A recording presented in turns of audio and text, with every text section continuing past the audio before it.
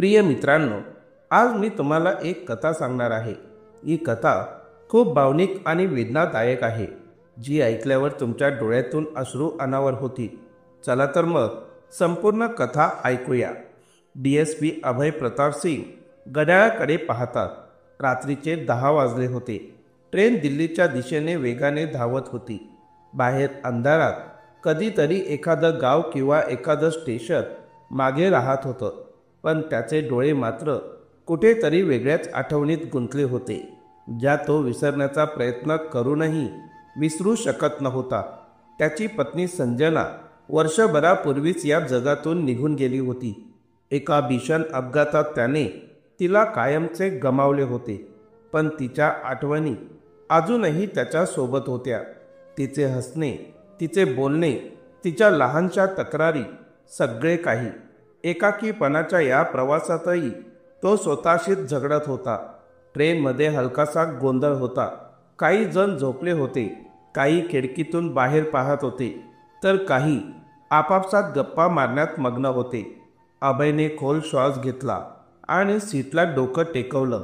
तेवढ्यात अचानक एक ओळखीचा आवाज त्याच्या कानांवर पडला। चणे घ्या चणे, ताजे चणे, गरम चणे। अभयच्या हृदयाची धडधड अचानक वाढली। हा आवाज संजनाचा होता। त्याचे मन सुन्न झाले। हा फक्त एक भास होता का? तिच्या आठवणींमध्ये तो इतका रमला होता की प्रत्येक आवाज संजनासारखाच वाटू लागला होता। पण नाही, हा केवळ आवाज नव्हता। या आवाजाची लकबही तशीच होती, स्वरही अगदी तसाच होता। त्याने हळुवारपणे मान वळवली आणि जेव्हा त्याची नजर त्या चणे विकणाऱ्या स्त्रीवर पडली, तेव्हा त्याचा श्वासच रोखला गेला। तिथे गर्दीत ट्रेनच्या संकुचित कॉरिडॉरमध्ये मंद प्रकाशाखाली तोच चेहरा होता, जो कधी काळी त्याचं संपूर्ण जग होतं। संजना जिवंत होती की ती दुसरी कोणी स्त्री होती? तोच चेहरा, तेच डोळे, तीच किंचित झुकलेली स्मितरेषा। संजना, हे कसं शक्य आहे? अभय स्वतःलाच विचारत होता। ती तर मरण पावली होती। त्याने स्वतःच तिच्यावर अग्निसंस्कार केले होते। तिची अस्थी त्याने स्वतःच गंगेत विसर्जित केली होती। मग ही स्त्री कोण होती? ती स्त्री त्याच्या संपूर्ण अस्तित्वाला हादरवून गेली। त्याच्या बोटांमध्ये कंप आला। तो उठून तिच्या जवळ जावा इतकंही त्याच्या शरीरात बळ उरलं नव्हतं। तेव्हाच एका प्रवाशाने त्या चणे विकणाऱ्या स्त्रीला विचारलं, ताई, हे चणे कितीला आहेत? घ्या ना दादा, खूप चांगले आहेत। पुन्हा तोच आवाज, तोच मृदू स्वर। अभयच्या आत काहीतरी तुटायला लागलं। हा आवाज तो कधीच विसरू शकत नव्हता। या आवाजातच त्याने प्रेम ऐकलं होतं। या आवाजातच त्याने तक्रारी ऐकल्या होत्या। या आवाजासोबतच त्याने आयुष्यातले सर्वात सुंदर क्षण घालवले होते। अचानक त्याच्या हृदयाची धडधड वेगाने वाढली। तो जागच्या जागी उभा राहिला आणि त्या स्त्रीकडे झेपावला। पण त्या क्षणी ट्रेन अचानक जोरात थांबली। अभय तोल जाऊन मागे सरकला। जेव्हा त्याने स्वतःला सावरले आणि पुन्हा पुढे पाहिले, तेव्हा ती स्त्री गर्दीत अदृश्य झाली होती। तो त्वरित ओरडला, संजना! ती स्त्री स्तब्ध झाली। तिने हळूहळू मान वळवली आणि तिची नजर अभयच्या नजरेला भिडली। त्या डोळ्यात आश्चर्य होते, पण ओळखीची कोणतीच भावना नव्हती। अभयच्या हृदयाची धडधड वेगाने वाढली। त्याच्या नजरा थेट तिच्या डोळ्यात रोखल्या गेल्या। काही क्षणासाठी जणू संपूर्ण जग थांबले होते। ट्रेनमधील इतर प्रवासी आपल्या आयुष्यात मग्न होते, पण अभयच्या जगात त्या क्षणी फक्त ती स्त्री होती। तोच चेहरा, तीच नजर, तोच आवाज, पण तरीही ती संजनासारखी का वाटत नव्हती?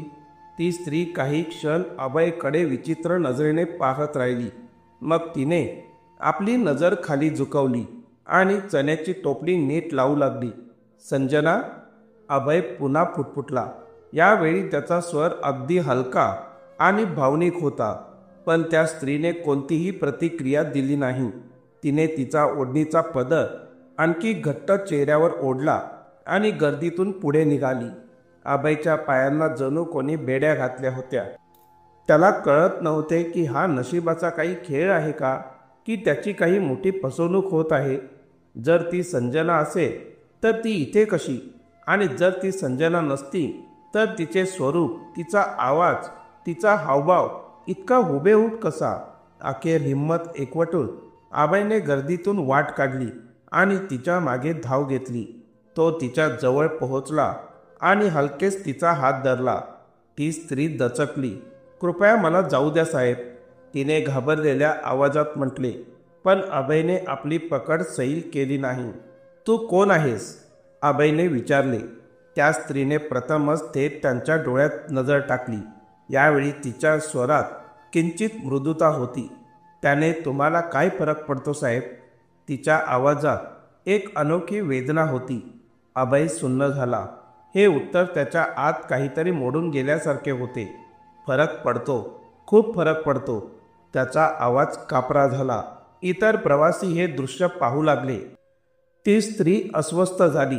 अचानक तिने अभयचा हात जोरात सोडवला आणि पुढच्या डब्याकडे धावत सुटली. अभयही कोणतीही तमा न बाळगता तिच्या मागे पळाला. पण तो पुढच्या डब्यात पोहोचताच ती स्त्री कुठेच दिसेनाशी झाली. अभय हतबल होऊन दरवाजाजवळ पोहोचला. तो थरथरत उभा राहिला. त्याच्या नजरा सर्वत्र भिरभिरत होत्या, पण ती कुठेच नव्हती. हे कसं शक्य आहे? ट्रेन वेगाने धावत होती. ती अचानक अशी कुठे गायब झाली? त्या डब्यातील प्रवासी त्याच्याकडे आश्चर्याने पाहू लागले. कोणीतरी विचारलं, काय झालं साहेब? पण अभयकडे कोणतेही उत्तर नव्हते. त्याच्या मनात हजारो विचार गोंधळ घालत होते. ही खरंच त्याची संजना होती का?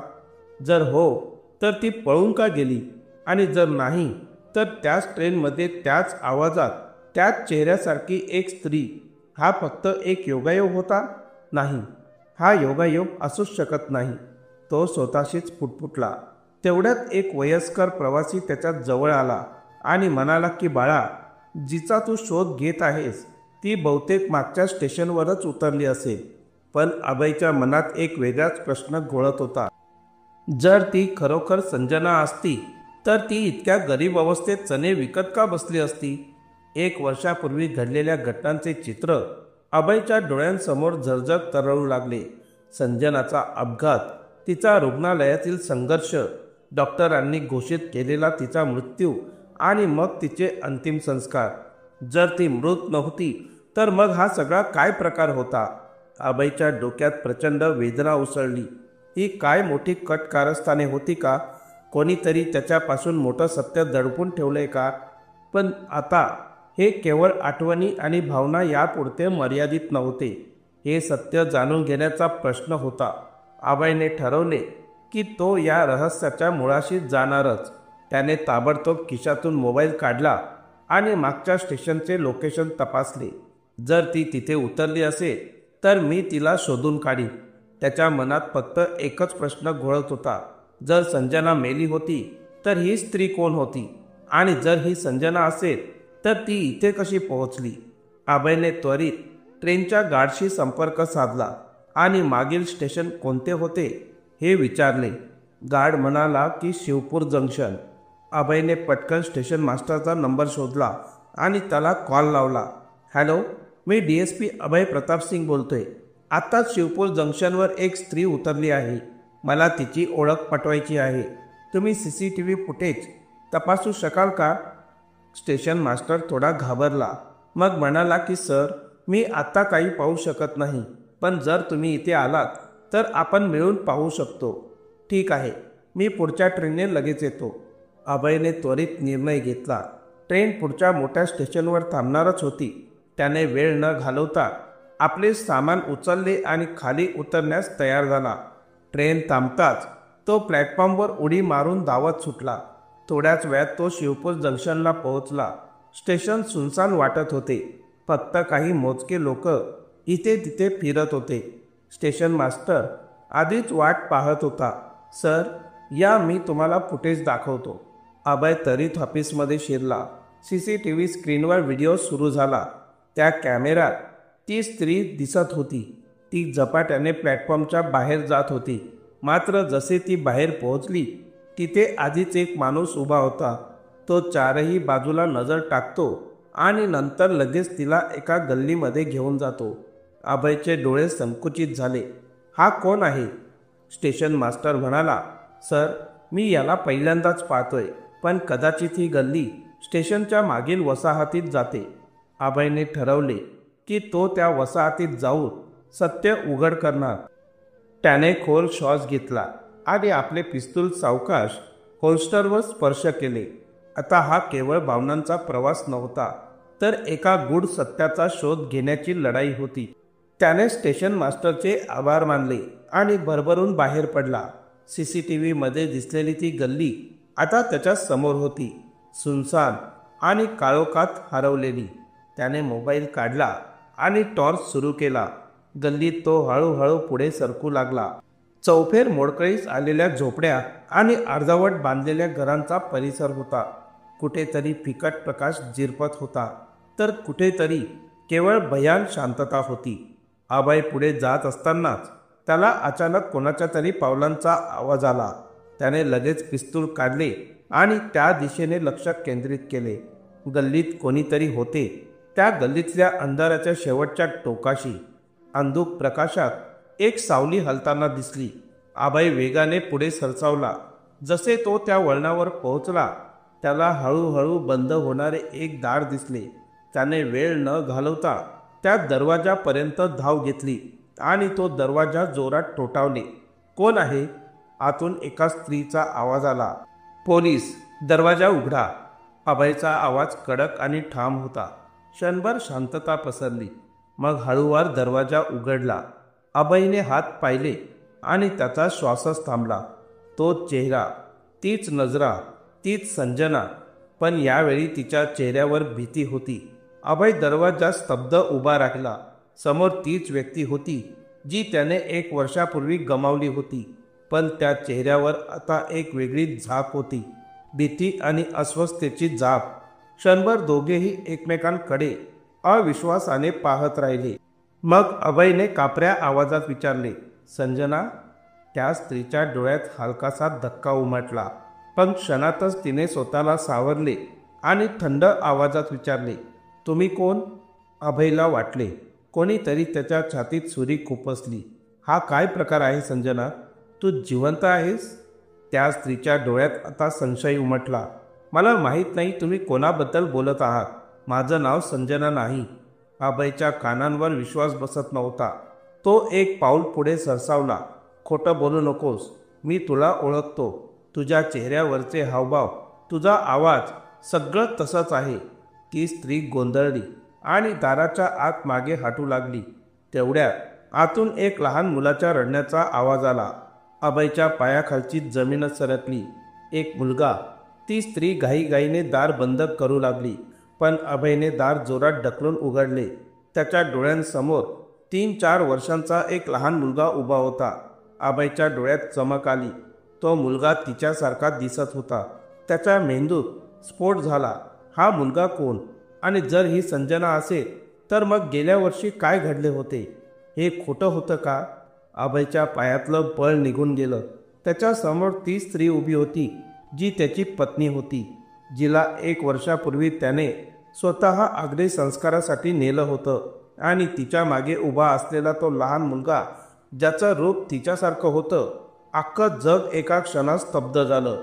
त्या स्त्रीने ताबडतोब त्या मुलाला उचललं आणि मागे सरकली. तिच्या डोळ्यात घाबरटपणा स्पष्ट दिसत होता, पण अभयच्या डोळ्यात अनेक प्रश्नांची वादळं उसळली होती. हा मुलगा कोण आहे? त्याचा आवाज घनता होती. ती स्त्री गप्प राहिली. अभय एक पाऊल पुढे आला. तू माझी पत्नी संजना आहेस का? की मला इतकं वर्ष फसवण्यात आलं? त्या स्त्रीच्या डोळ्यातून अश्रू वाहू लागले. ती थरथरत म्हणाली, मी तुम्हाला ओळखत नाही. तुम्ही निघून जा इथून. पण अभय आता मागे हटणारा नव्हता. तो जोराने आत आला आणि सभोवार नजर फिरवली. छोटीशी खोली, भिंतीवर ठिकठिकाणी होलसर डाग. एका कोपऱ्यात एक जुना ट्रंक ठेवलेला होता. त्याचं झाकण अर्धवट उघडं होतं आणि तिथे काहीतरी त्याला दिसलं, ज्याने अभयच्या अंगावर काटा उभा केला. एका फोटोवर त्याच्या नजरा खिळल्या. तो फोटो त्याच्या लग्नाचा होता. अभयने हात थरथरत तो फोटो उचलला. तो संजनाकडे पाहत कापऱ्या आवाजात म्हणाला, आता तरी म्हणशील का की तू मला ओळखत नाहीस? संजना ढसाढसा रडू लागली. ती सुन्न होऊन जमिनीवर बसली. ती रडत होती आणि तिच्या मांडीवर ते लहान मूल गप्प बसले होते. आता हे सत्य दडवता येणार नव्हतं. अभयने मऊ आवाजात विचारलं, संजना, खरं काय आहे? सांग मला, तू जिवंत कशी आहेस आणि या एका वर्षात कुठे होतीस? संजनाच्या डोळ्यात खोल वेदना स्पष्ट दिसत होती. तिने हळुवारपणे डोकं वर केलं आणि थरथरत्या आवाजात म्हणाली, सत्य फार वेदनादायक आहे अभय, आणि कदाचित तू ते ऐकू शकणार नाहीस.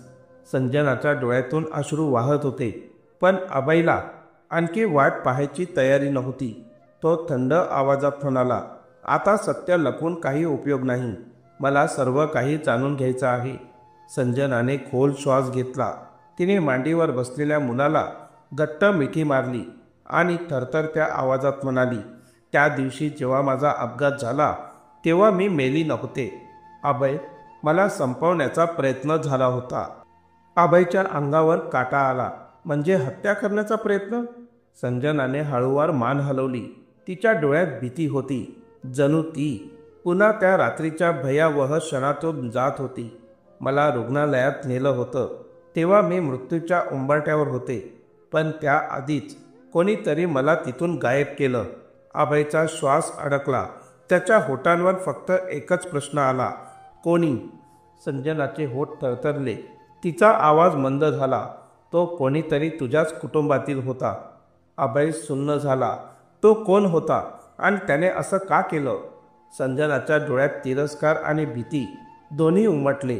तिने मुलाच्या डोक्यावरून हात फिरवला आणि जमिनीकडे नजर लावून मोठ्या कष्टाने म्हणाली, तुझा मोठा भाऊ विक्रम. अभयला जणू कोणीतरी छातीत वार केल्यासारखं वाटलं. त्याचा स्वतःचा भाऊ? तो पुढे झुकला आणि संजनाच्या खांद्यावर हात ठेवत म्हणाला, संजना, मला पूर्ण सत्य सांग. विक्रमने असं का केलं? संजनाच्या डोळ्यातून अश्रू वाहू लागले, कारण त्याला भीती वाटत होती की हा मुलगा त्याच्या संपत्तीच्या आड येईल. अभयच्या मुठी घट्ट वळल्या. विक्रम, त्याचा स्वतःचा भाऊ. त्याने संजनाला आणि या मुलाला मारण्याचा प्रयत्न केला. अभयचा आवाज कापत होता. संजना, स्पष्ट सांग, विक्रमला असं का वाटत होतं? संजनाने आपल्या मुलाला अजून घट्ट पकडलं, जणू कुठल्या तरी अज्ञात संकटापासून त्याला वाचवत होती. मग हळू आवाजात थरथरत ती म्हणाली, कारण हा मुलगा तुझा वारस आहे अभय. अभयच्या डोळ्यात आश्चर्य आणि वेदना उमटली. त्याने मुलाकडे पाहिलं. अचानक पोलीस अधिकारी म्हणून त्याची जबाबदारी आणि एक वडील पिता म्हणून त्याची भावना यांच्यात संघर्ष होऊ लागला. म्हणजे विक्रमला असं वाटत होतं की हा मुलगा त्याच्या मार्गात अडथळा आहे. संजनाने मान खाली झुकवली. जेव्हा मी गर्भवती होते तेव्हा विक्रमला कळलं की तुझी आणि वडिलांची संपूर्ण संपत्ती तुझ्या मुलाच्या नावावर असे. त्याला वाटलं की जर मी या मुलालाच संपवला तर सर्व काही त्याच्या हाती येईल. अभयचा श्वास अडकला. राग आणि वेदनेची एक लाट त्याच्या हृदयात उसळली. म्हणून त्याने तुला मारण्याचा प्रयत्न केला? संजनाच्या डोळ्यातून अश्रू वाहत होते. हो, त्याने माझ्या कारचे ब्रेक निकामी केले होते. अभय, आता सारे तुकडे जोडले जात होते. अभयच्या मनात एक भीषण सत्य उमटलं. पण तू वाचलीस मग? संजनाने हळूवार मान हलवली. हो, पण रुग्णालयात पोहोचण्याआधीच विक्रमच्या माणसांनी मला तिथून उचललं. त्यांना जगाला दाखवायचं होते की मी मेली आहे. त्यांनी कोण्या दुसऱ्याचं जळालेल्या मृतदेहाला तुला सोपवलं आणि तू मला मयत समजून माझे अंतिम संस्कार केलेस. अभयच्या पायाखालची जमीनच सरकली. म्हणजे तू वर्षभर मृत्यूशी झुंजत होतीस? संजनाच्या डोळ्यातून धारा वाहू लागल्या. मी पळून गेले अभय, मृत्यूच्या सावलीतून स्वतःला वाचवत. तो एक अनोळखी माणूस होता ज्याने मला या वसाहतीत आणलं. मी जिवंत होते, पण जगासाठी मात्र मरण पावले होते. या मुलाला वाढवण्यासाठी मला चणे विकावे लागले. अभयच्या डोळ्यात अश्रू आले. तो हळुवारपणे हात पुढे करणार इतक्याच बाहेर कोणाच्या वेगवान पावलांचा आवाज आला. संजनाच्या चेहऱ्यावर भीती परतली. अभय, त्याने आपल्याला शोधलं. अभयचे कान सावध झाले. बाहेर पावलांचा आवाज वाढत चालला होता. कोणीतरी भरभर त्या दिशेने येत होते. संजनाने भीतीने भिंतीला टेकून घेतलं आणि मुलाला आपल्या मांडीशी लपवलं. तिचा श्वास वाढला. अभयने ताबडतोब पिस्तूल बाहेर काढलं आणि दाराच्या दिशेने रोखलं. शांत राहा, आता जे काही होईल मी तुम्हाला काही होऊ देणार नाही. दाराच्या बाहेर हलकासा आवाज आला. त्यानंतर जोरात ठोका पडला. दार उघडा. आवाज खोल, थंड आणि धोकादायक होता. अभय सावध झाला. विक्रमची माणसं. त्याने संजनाला हाताने मागे सरकायला इशारा केला आणि हळूच दाराच्या जवळ गेला. कोण आहे? अभयने कठोर आवाजात विचारलं. इथे प्रश्न विचारायचा अधिकार तुला नाही. DSP साहेब, आम्हाला माहीत आहे की तुम्ही आत आहात आणि ती बाईही तुमच्या सोबतच आहे. दार उघडा, नाहीतर बरं होणार नाही. अभयच्या अंगात संतापाची लहर उसळली. धाडस असेल तर स्वतः येऊन उघडून दाखवा. बाहेर काही क्षण शांतता पसरली आणि मग अचानक एक मोठा स्फोट झाला. कोणीतरी दार तोडण्याचा प्रयत्न केला. संजनाच्या तोंडून हलकीशी किंकाळी फुटली, पण अभयने डोळ्यांनीच तिला शांत राहण्याचा इशारा केला. लढाई सुरू झाली होती. अभयने पिस्तूल घट्ट धरलं. दार दुसऱ्यांदा जोरात धक्का देऊन उघडण्याचा प्रयत्न होताच त्याने त्वरित गोळी झाडली. गोळी झाडताच बाहेर गोंधळ माजला. कोणीतरी ओरडलं आणि मग पुन्हा एकदा सन्नाटा पसरला. संजना एका कोपऱ्यात थरथरत लपली होती. मुलगा भीतीने तिच्या मिठीत लपला होता. अभयचा श्वास अडला. पिस्तूल अजूनही त्याच्या हातात उंचावलेलं होतं. कोणीतरी मेलं होतं की फक्त घाबरलं होतं. तेवढ्यात बाहेरून पुन्हा आवाज आला. मागे हटून उभा राहा. DSP एकटाच आहे. फार काळ तग धरू शकणार नाही. अभयच्या डोळ्यात एक दृढ निश्चय चमकला. विक्रमने गुंडांना इथे पाठवलं होतं. त्याने पटकन दाराजवळ पडलेलं लाकडाचं तुकडं उचललं आणि दाराच्या हँडलला अडकवलं. त्यामुळे आता ते आतून बंद झालं. त्यानंतर तो वेगाने संजनाजवळ गेला. संजना, आपल्याला इथून निघून जायला हवं.